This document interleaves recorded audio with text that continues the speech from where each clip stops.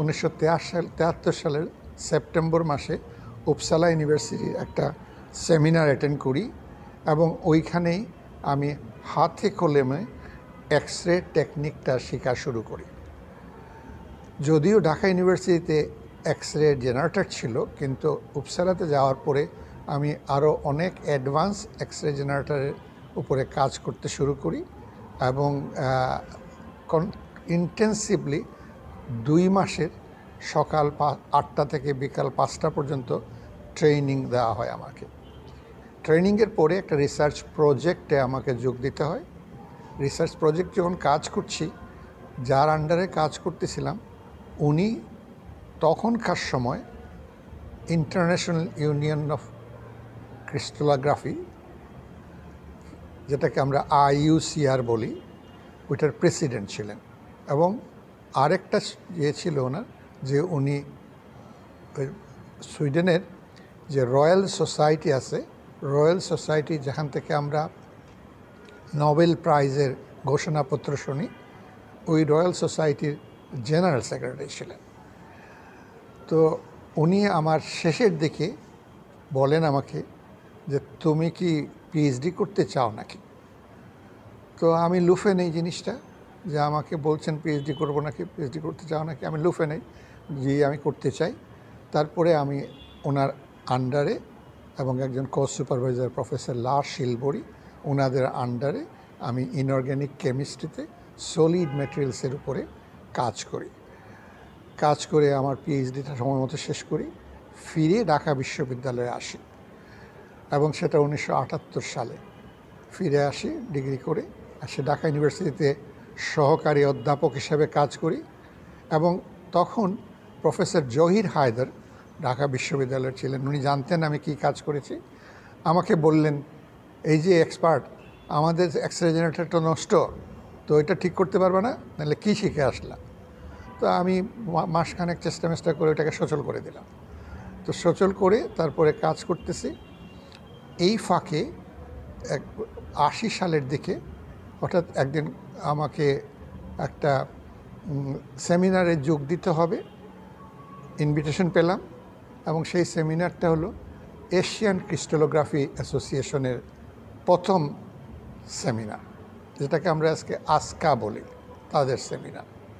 তো আমি চিন্তা করতে থাকলাম যে আমার বয়সটা তো কম, আমি এইসব জায়গায় কীভাবে পাই।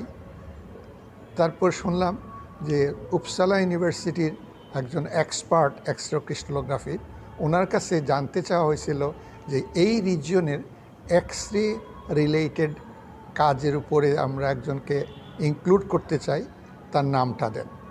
তো উনি আমার নামটা ওইখান থেকে পাঠাচ্ছেন। আনফর্চুনেটলি আমি জানতাম না, এর জন্য আমি ইনভিটেশনটা পেয়ে আমি ব্যাংককে যোগ দিই।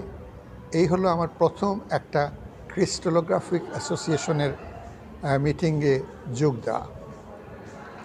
তার পরবর্তীতে আমি প্রায় প্রত্যেকটা মিটিং, এই যে Indian crystallographic association, Asian crystallographic association, এইসব অ্যাসোসিয়েশনের মিটিংয়ে ইনভিটেশন পাই, যোগ দেই এবং আমার বেশ পরিচিতি বাড়ে।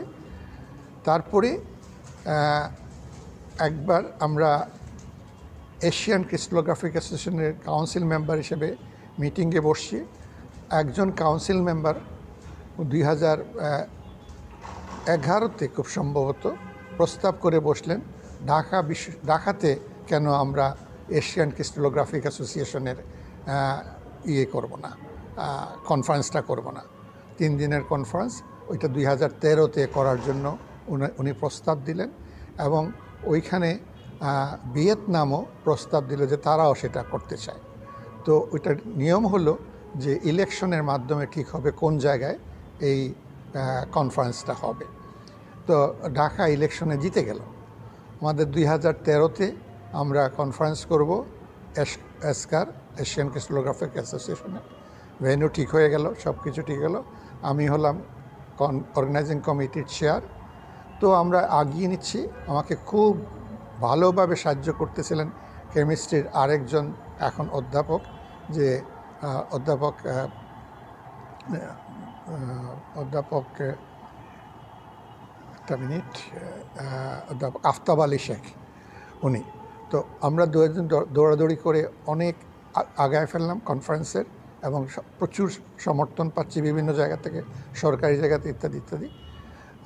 তারপরে আনফর্চুনেটলি আমাদের 2013 রাজনৈতিক কারণে এসকা সিদ্ধান্ত নিল যে তারা আর এখন ডাকাতে করবে না, তারা এটাকে শিফট করে নেবে অন্য এক জায়গায় যেখানে রাজনৈতিক অস্থিরতা নাই। এটাতে আমাদেরকে খুব হার্ট করলো। ঢাকা বিশ্ববিদ্যালয়ের ভাইস চ্যান্সেলর জানতেন আমি কতটুকু এর পিছনে দৌড়াচ্ছি।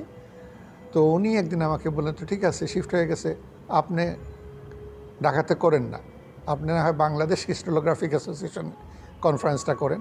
তখন আমরা বাংলাদেশ ক্রিস্টালোগ্রাফিক অ্যাসোসিয়েশনের 2013-তেও কোনো ধরনের কনফারেন্স করি নাই, শুধু ক্রিস্টালোগ্রাফিক অ্যাসোসিয়েশন ফর্ম করেছি 2011-তে। ওই ফর্ম করার একমাত্র কারণ ছিল এসকার কনফারেন্স করব, এর জন্য যাতে ভালো করে প্রিপারেশন নিতে পারি। তো উনি বললেন করেন। তা আমি মোটামুটি যেদের বশবর্তী হয় যে হ্যাঁ ঠিক আছে করব, যদি পলিটিক্যাল এনভায়রনমেন্ট ঠিক না তারপরেও করবো। আমরা শুরু করলাম